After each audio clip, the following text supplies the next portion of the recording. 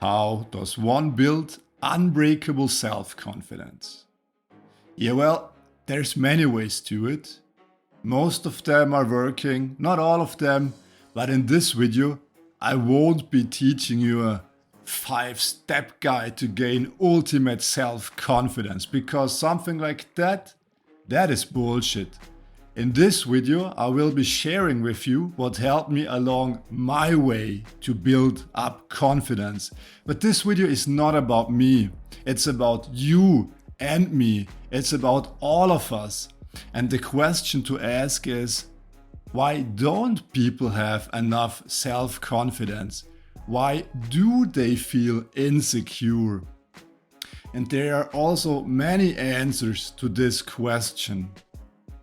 But what I found out is that we have to own our failures.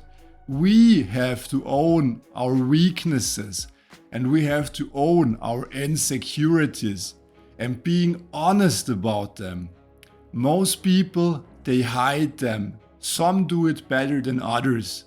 But this is not the solution. How can hiding something be a solution? It can't, it's simple. But then there's another question. How do we own them? How do we become confident enough to be honest about them? Because when we have to be confident to own them, it won't help us to gain confidence. Does that make sense to you? It does when we get farther into the topic. Because if we want to build up self-confidence, we have to deal with our demons. We don't just have to deal with them, we really have to own them. And there is one great example of someone who did it perfectly. Do you remember Eminem's movie 8 Mile? Everybody from the 313, put your motherfucking hands up and follow me. And this rap battles, what did he do? And his final rap battle, it is the one that stands out the most. He was the first to rap, to do his battle rap against his competition, against his enemy. And what he did is, he rapped about all his own flaws, about all his own mistakes. He owned them. He was honest about them. Then he dropped the mic and it was time for his enemy to do the rap battle. What did he say? What could he say now? Nothing. He couldn't attack him anymore because he already talked about everything. Eminem already talked about everything that his competition could talk about. So he owned his mistakes, he owned his failures, and he owned his weaknesses. And if you do that, think about it, if you do that, who can attack you? Who can attack your insecurities, your failures, and your weaknesses? If you aren't insecure about them, if you don't try to hide them, if you don't shy away when someone wants to talk about it, but if you're open about it, if you talk about it openly, honestly, and if you own them, nobody can attack you if you do that. So let me tell you how I learned this along my way, how I learned this in my life. So for the first 10 years, I always got told, you are the prettiest and you are the smartest. Affirmations, outside affirmations. And I believed that. I believed that I was the prettiest and the smartest. And it showed. The girls loved me. I always was a leader in school. And I always got the best grades you can get. And also, like you just heard, my English isn't perfect by now. But I own it. I own it. What can they say then? Nothing. They can't attack me because I already attacked myself. My English isn't perfect.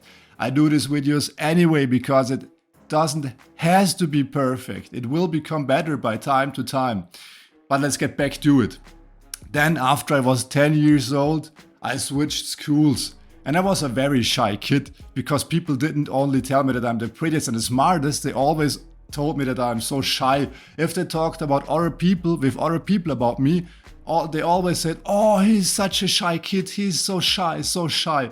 And when I switched schools, somebody asked me my name and I was too shy to answer. Then he called me Hermann. And all the people in school, in class, started to call me that. I had no friends for the next 4 years. I was alone. And I lost all my self-confidence. I started to thinking that I'm ugly. And the girls called me that. They called me boring and other bad words.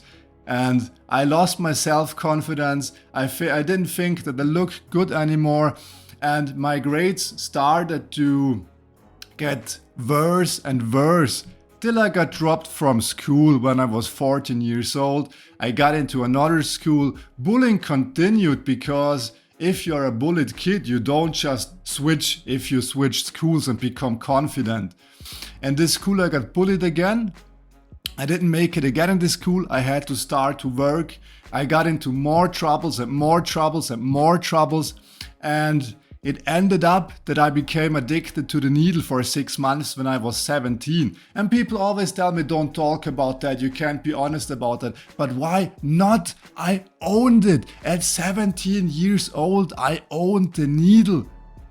I sent it to hell. I was strong enough to send it to hell and to take the other way, to suffer, but to grow and get better and to grow up at that time.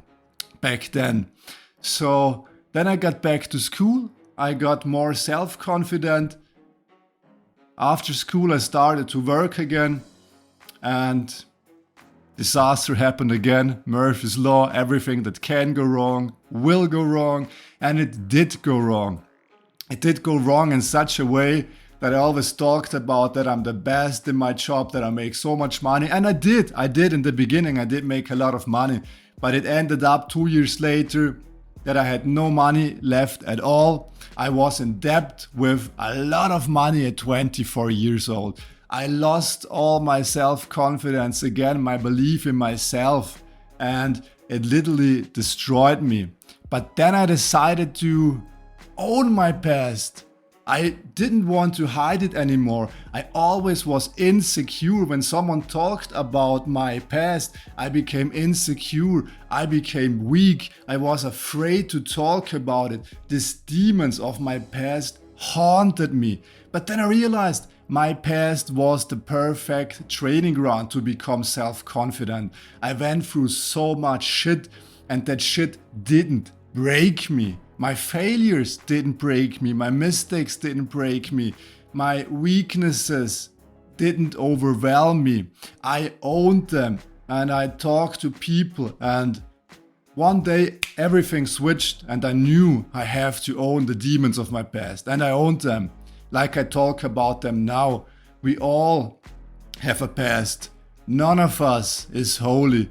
We all have done shit and none of us is perfect. Failure is important. Failure is part of life. We grow through failure. We grow through what we go through. Everybody has weaknesses, but some hide them, others attack them. And I decided to be honest about it. I told people, yeah, I got bullied. Nobody liked me. I was alone all the time. Yeah, I tried to build up my own business. It didn't work out. I failed. I lost all my money. I lost all my belief in myself. When I was 17, my life was so fucked up that I wanted to kill myself. And at that time, I took the needle. I own it. Look what I became. Look what I made out of all this bullshit. I turned all the darkness into fucking light, and now I'm shining. Look into my fucking eyes. If people look into my eyes, they see my confidence. The eyes never lie, Chico or Chica. The eyes never lie. And I want to recommend to you too to own your mistakes, own your failures, own your weaknesses. None of us is perfect. Some grew up in a fucked up family. Others fail in school, others fail at sports, in their jobs. Some of us are fucking fat. Some of us are too thin and have problems with that. We all go through life, and none of us gets through it without failing, without being weak sometimes. We all go through the same, but it's us who decide to hide away from our failures, our weaknesses, or to attack them head on and own them and being honest about them. And that's what helped me a lot along my way, and I hope this message helps you too. So share your thoughts with me in the comments. Tell me what helped you to build more self-confidence, or what is stopping you right now from building self-confidence. What do you think is stopping you from building self-confidence? And let me know if this message helped you and what you think about this message. If you like videos like that, subscribe to the channel. I do not motivational videos. I do videos for self-development and spirituality every week. Every week you will get a new video. Sometimes you will get a new video every day, and you can become part of our community. We grow together, we heal together, we learn together, and we share knowledge together that helps us all grow and become better versions of ourselves. And my English will become better, like I told in the beginning, but I own it. That's how it is right now. I own it. It will become better, but it's a little bit fucked up right now. It's not too bad, but it will get better. See you next time. K.W.N.